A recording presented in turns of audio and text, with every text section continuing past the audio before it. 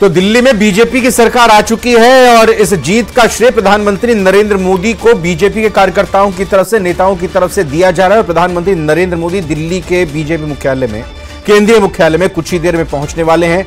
वहां पर तैयारियां पूरी जोर शोर से कर ली गई हैं। तमाम केंद्रीय मंत्री, बड़े नेता, दिग्गज वहां पहुंच चुके हैं। चर्चा हम कर रहे हैं अपने पैनलिस्ट के साथ।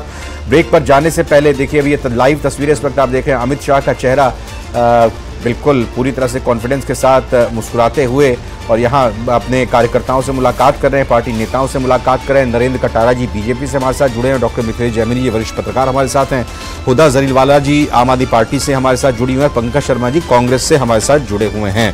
पंकज शर्मा जी, इस हार से क्या सबक लिया या इस दुर्गति से क्या सबक लिया? नहीं, देखिए रविंदर जी, दिल्ली में कांग्रेस पार्टी ने पूरी ईमानदारी के साथ, पूरी मजबूती के साथ चुनाव लड़ा है और उस मजबूती का ही परिणाम है। किसने? आम आदमी पार्टी ने। मैं तो कांग्रेस का प्रवक्ता के तौर पे आपसे सवाल कर रहा हूं ना। मैं कांग्रेस की ही बात कर रहा हूं। जी हाँ, आप बताइए। ठीक। हाँ, कांग्रेस ने दिल्ली में बहुत मजबूती से, ईमानदारी से चुनाव लड़ा है और इसी का परिणाम है कि आम आदमी पार्टी चुनाव हार गई है।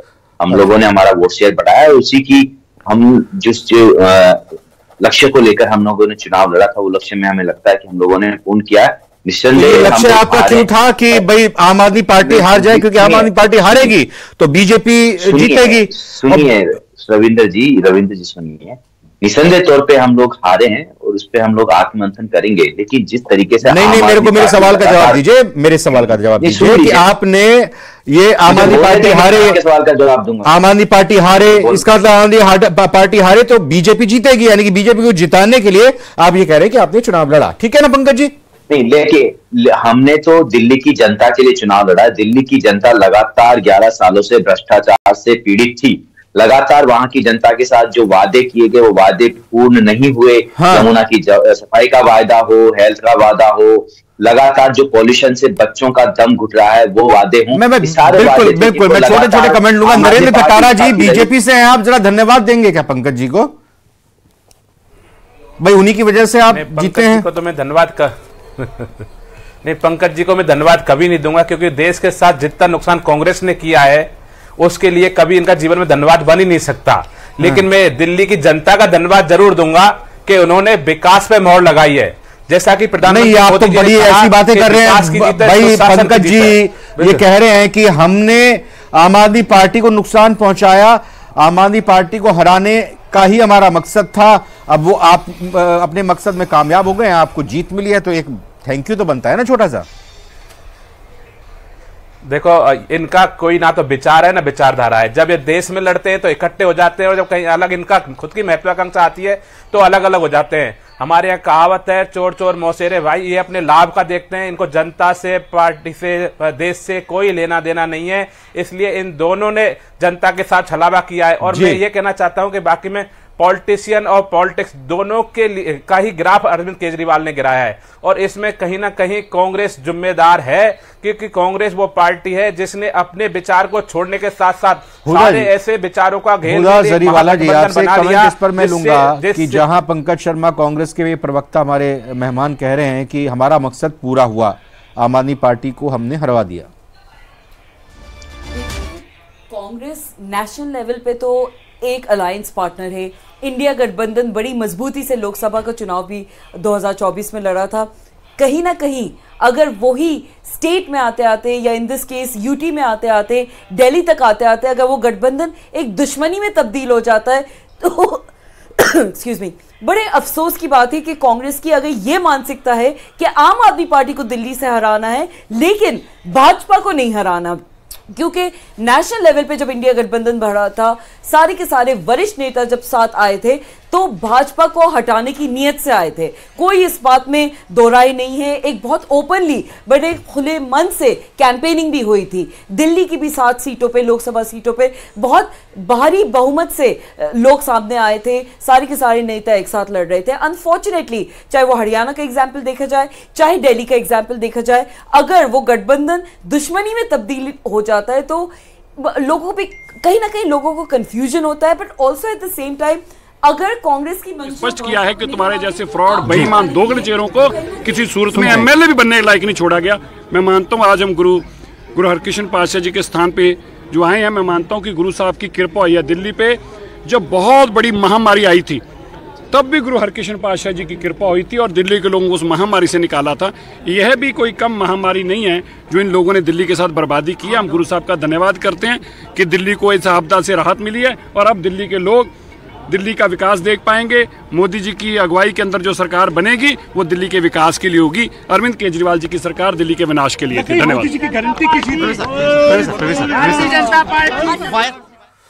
डॉक्टर मिथिलेश जैमिनी सर, आपने इन नतीजों का क्या असर पड़ा? तस्वीरें जो सामने आई थी मदन राठौर और साथ ही साथ पूर्व मुख्यमंत्री की, वो तो हमने देखी, उसका एनालिसिस भी आपने किया। दिल्ली के चुनाव के नतीजे जो आए हैं और कांग्रेस और आम आदमी पार्टी एक दूसरे को जो अभी प्यार मोहब्बत वाली बातें कह रही हैं, पूरा एनालिसिस कीजिए थोड़ा सा दिल्ली के चुनाव के नतीजों का, और आगे क्या असर पड़ेगा इसका गठबंधन की राजनीति पर और देश की राजनीति पर।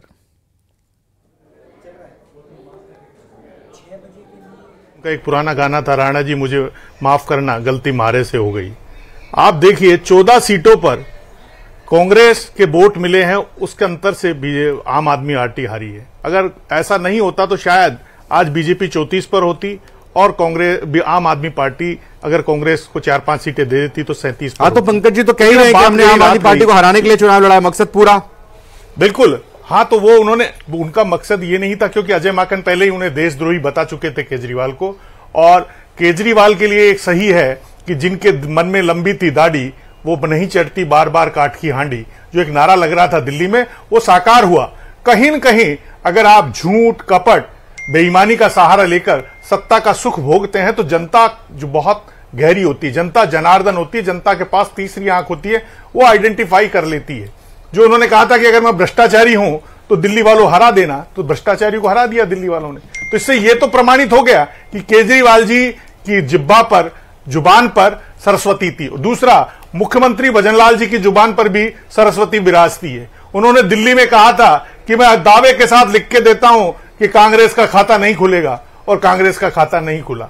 तो कई बार मनुष्य की जुबान पर सरस्वती आ जाती है और वो सरस्वती साकार हो जाती है, चाहे केजरीवाल की जुबान पर हो चाहे भजनलाल जी की जुबान पर हो। अब इंपॉर्टेंट चीज यह है कि आप जो बड़बोलापन है, जो आप बेवजह की बातें करते हैं, उसका नकारात्मक असर होता है। कुंभ को लेकर जो बातें की गई और जिस अंदाज में, जिस आस्था के साथ प्रधानमंत्री नरेंद्र मोदी ने डुबकी लगाई और लोगों को लगा कि ये सनातन वापस खड़ा हो रहा है, तो ये कहीं न कहीं, और मीडियम क्लास को जिस अंदाज में साधा, चाहे 8वें वेतन आयोग का गठन हो, चाहे 12 लाख तक की वो हो, चाहे कल ईएमआई में छूट दी है, जो इस तरीके से रिवर्स रेपो रेट में आरबीआई रेपो रेट में कमी की गई, तो ये एक पूरा माहौल।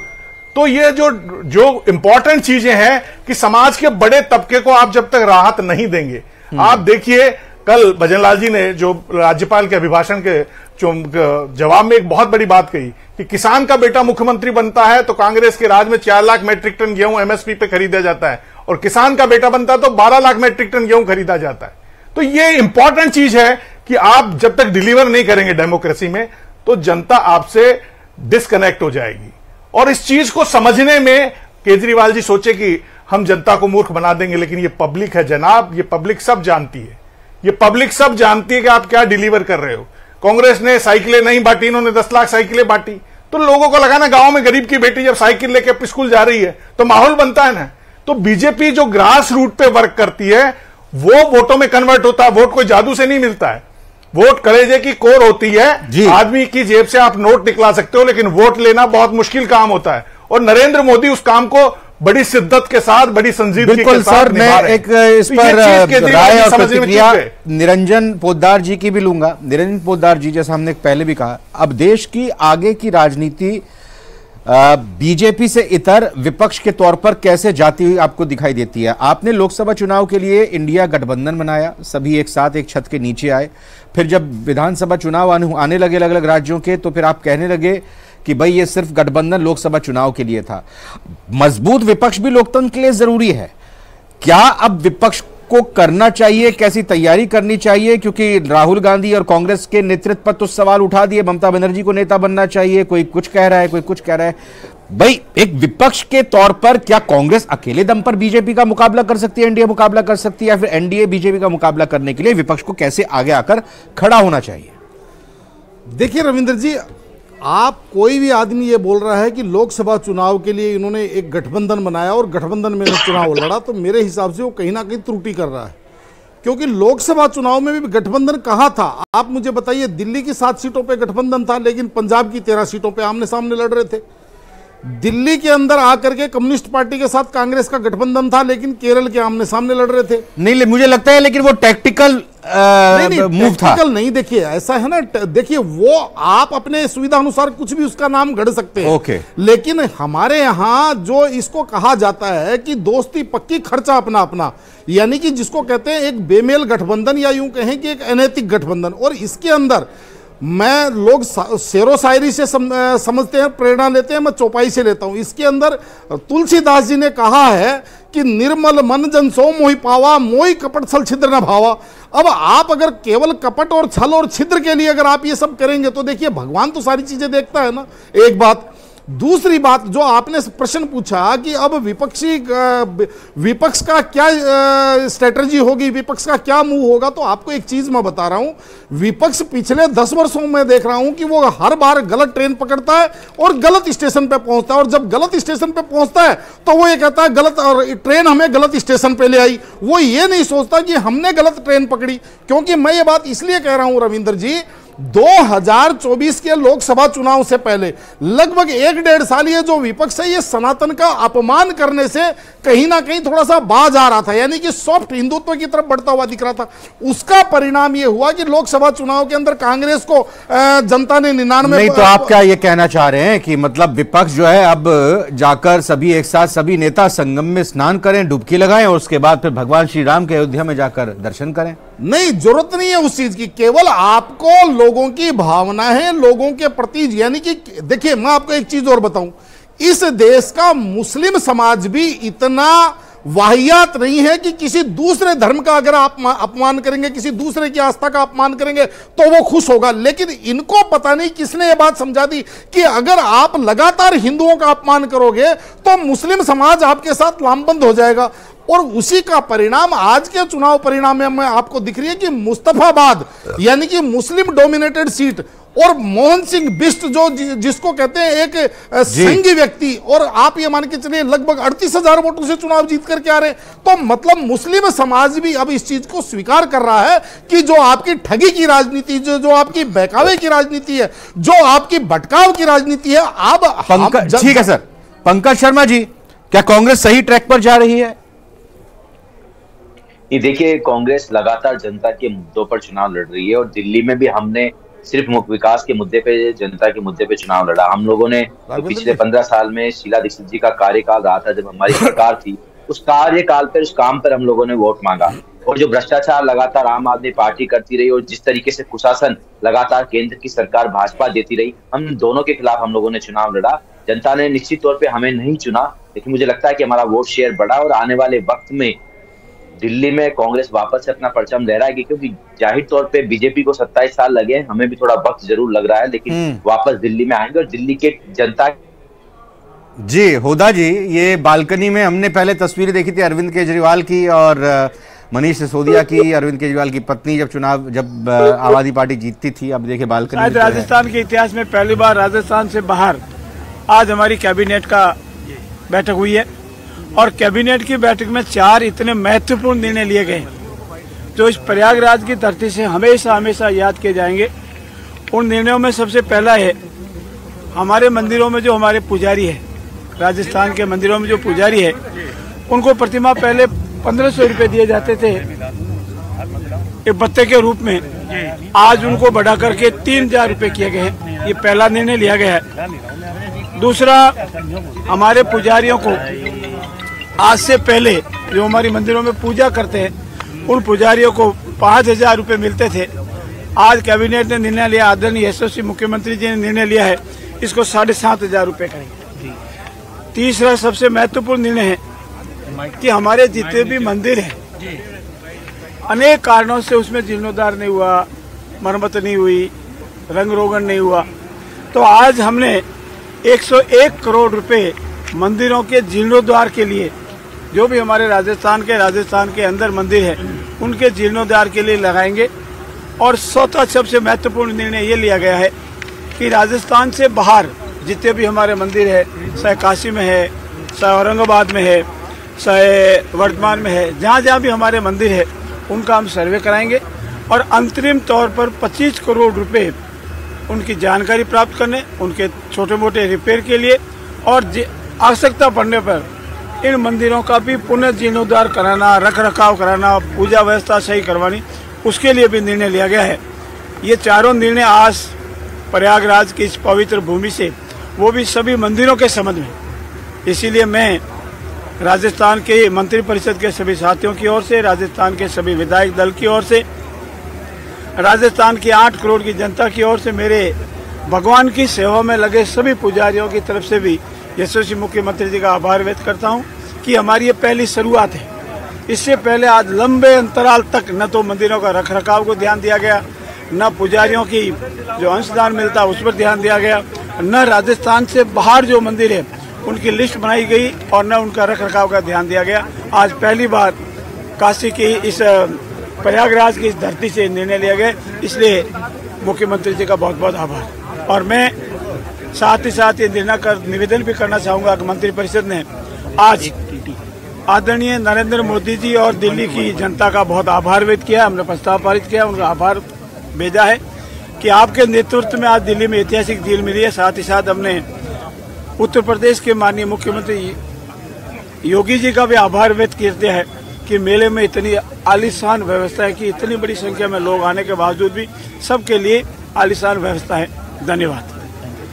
लेकिन बस एक मिनट सेकंड की एक रिएक्शन ले लेता हूँ। हुदा जल्दी से बता दीजिए भाई, आम आदमी पार्टी की तरफ से तो ये कहा गया था घोषणा पत्र में कि हम 18,000 रुपये पुजारियों को देंगे। राजस्थान की सरकार है, पावन धरती पर उन्होंने फैसला कर दिया कि हम अपने पुजारियों को देंगे। जो भाजपा फ्री में रेवड़ियां बांटने की बात करती है, जो आम आदमी पार्टी के पिछले 10 सालों के कार्य और उनके काम पे कहीं ना कहीं अभद्र टिप्पणी करती रही है, इसी फ्रीबीज और इसी रेवड़ी को आगे बढ़ाएंगे, चर्चा करेंगे। एक ब्रेक का वक्त है, सभी मेहमानों से आग्रह बने रहिएगा। आऊंगा सर, बीजेपी की भी एक रिएक्शन लूंगा। ब्रेक का वक्त है, तुरंत लौटते हैं। बड़ी कवरेज पर लगातार बने।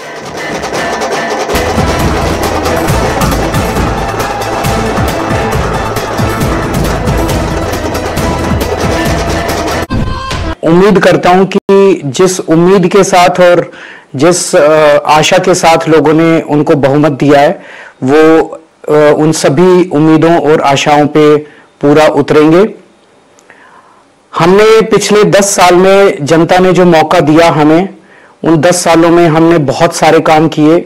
शिक्षा के क्षेत्र में, स्वास्थ्य के क्षेत्र में, पानी के क्षेत्र में, बिजली के क्षेत्र में और भी अलग अलग तरीके से लोगों को राहत पहुंचाने की कोशिश की उनकी जिंदगी में, और दिल्ली के इंफ्रास्ट्रक्चर को भी हमने सुधारने की कोशिश की। अब जो जनता ने हमें निर्णय दिया है, हम न केवल एक कंस्ट्रक्टिव ऑपोजिशन का रोल निभाएंगे, बल्कि हम समाज सेवा, जनता के सुख दुख में काम आना, व्यक्तिगत तौर पे जिसको भी जो जरूरत होगी, हम लोगों के सुख दुख में हमेशा काम आएंगे। क्योंकि हम राजनीति में कोई सत्ता के लिए नहीं आए, हम राजनीति को एक जरिया मानते हैं जिसके जरिए जनता की सेवा की जा सके, जिसके जरिए लोगों के सुख दुख में काम आया जा सके। वो काम हम करते रहेंगे और हमें आगे भी इसी तरह से जनता के सुख दुख में काम आना है। मैं आम आदमी पार्टी के सभी कार्यकर्ताओं को बहुत बहुत बधाई देना चाहता हूं। वो बहुत शानदार चुनाव लड़े, बहुत मेहनत की, उन्होंने बहुत कुछ सहा। इस पूरे चुनाव के दौरान उन्होंने बहुत शानदार चुनाव लड़ा। इसके लिए मैं उन सबको, सभी कार्यकर्ताओं को बहुत बहुत बधाई देना चाहता हूं। नमस्कार।